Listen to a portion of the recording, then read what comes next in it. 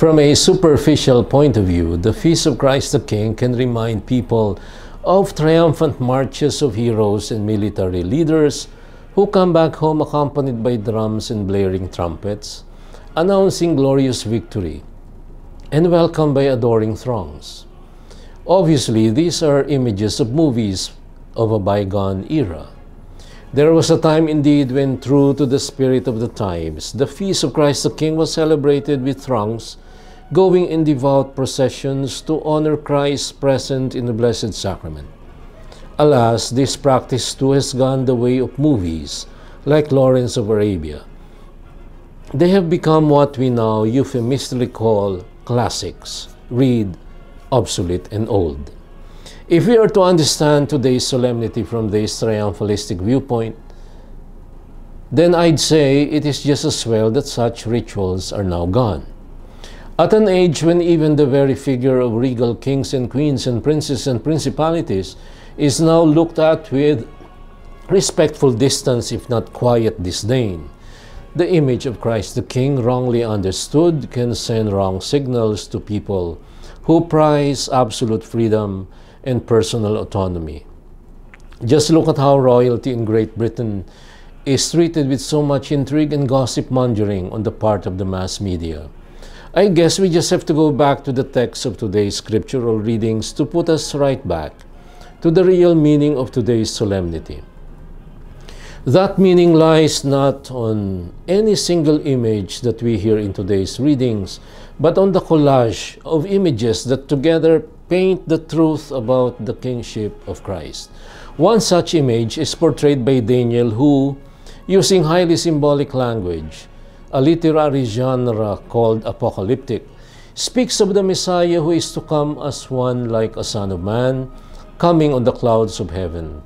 He is one, Daniel adds, whose dominion is an everlasting dominion that shall not be taken away. His kingship shall not be destroyed. This first image speaks of everlasting glory as one characteristic of Christ's kingship.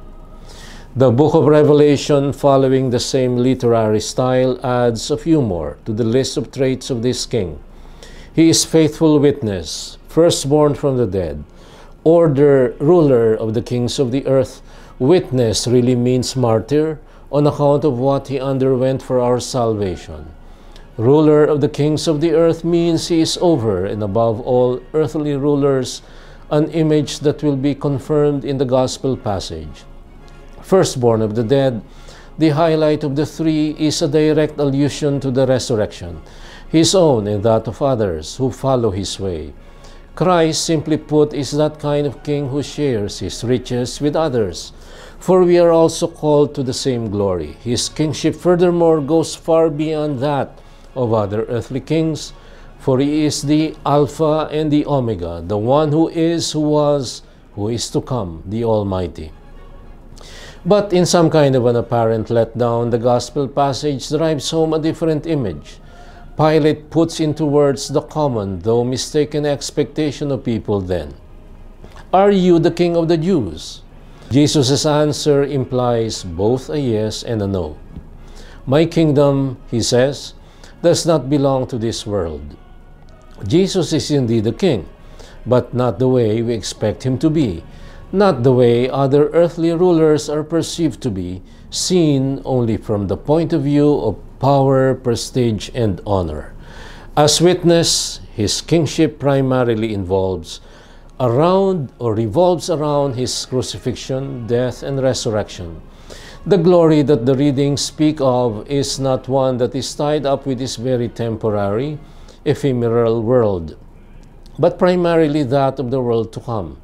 The free world mostly gets scandalized now by selfish autocratic rulers whose hold to power and prestige approximates almost a whole lifetime. In these recent decades, the world has seen to its relief the fall of so many dictators who live like their power would never end. Like the ambitious Pilate, so many generations of despots have not learned the lessons of history, that here we have no lasting city, and that the world and all its pleasures are fast drifting away. Pilate believed that he had Jesus on trial, but it was really the other way around. Pilate was the one on trial, and he failed miserably before the self-confident composure of Jesus, who knew who exactly he was and what his mission was. If my kingdom did belong to this world, he said, my attendants would be fighting to keep me from being handed over to the Jews. Alexander the Great, Hitler, Duvalier, Marcos, to name just a few, they all have risen and fallen. But Christ, God, still reigns supreme, no matter if most of the world does not recognize him. What does all this mean for me now? For one, we are all really like the Pilates of this world, the modern-day despots. Whilst it is true that nowadays we do not anymore respect autocratic leaders and despots, we can fall overboard, go to the other extreme, and refuse any type of authority to hold sway over our lives. We have declared full, absolute, unbridled independence in many ways. We have done away with moral leadership, for one. We do not want anyone to be telling us what is right and what is wrong. We do not want the Pope to be dictating to us what is to be followed and what is to be avoided in terms of faith and morals. In the process, little do we realize that we have become despots and autocratic persons in our own right. We have even usurped divine authority by taking it upon ourselves to say yes or no to innocent life, or that of people who for one reason or another are incapacitated and living a semi-vegetable existence. We have crowded God out of our lives, out of our classrooms, our courts, all our public places. Why? We cannot even speak about God in public without incurring the ire of those who have made an exaggerated view of separation between church and state, almost as their religion. We really behave like little kings and queens when we live in splendid isolation, wrapped up in our own concerns, cooped up in our comfort zones, and when we refuse to see all the things that need fixing in our world.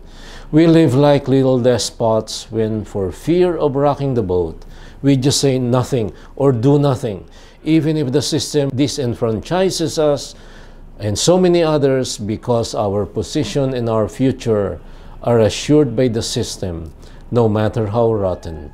I refer to the tragedy of an evil world because there are so few good men who are willing to stand up for what is right. I refer to so many sinful structures in every aspect of our society lives, which are abetted if not encouraged by the conspiracy of silence among people in and out of government. The modern world has not only taken away despots and devaluated rulers, the modern world has also erased moral authority and leadership, and we have conspired towards achieving the eclipse of God from government, civil society, schools, offices, and communities. The Pope has an apt phrase for all this, and he calls it the culture of death. This culture has successfully eclipsed the reign of God in our lives. Today, as we honor Christ the King, we are reminded not anymore to pine for what may no longer be feasible in this fast-paced and materialistic world, the once popular triumphalistic processions and external show of devotion. But we are reminded of one thing that is open for everyone to do: to enshrine Jesus as King of our hearts, King of our families, of our homes, our parishes, our communities. For it is there that culture is nourished and cultivated. It is there that real battles are won. It is in our hearts that real allegiance and loyalty are planted, take root, and grow. As Gerard Manley Hopkins put it, there in your heart is your own small commonweal. There read the dragons, root out there the sin. And this, my dear friends, is your Kalakbay at Katoto saying thank you and God bless you.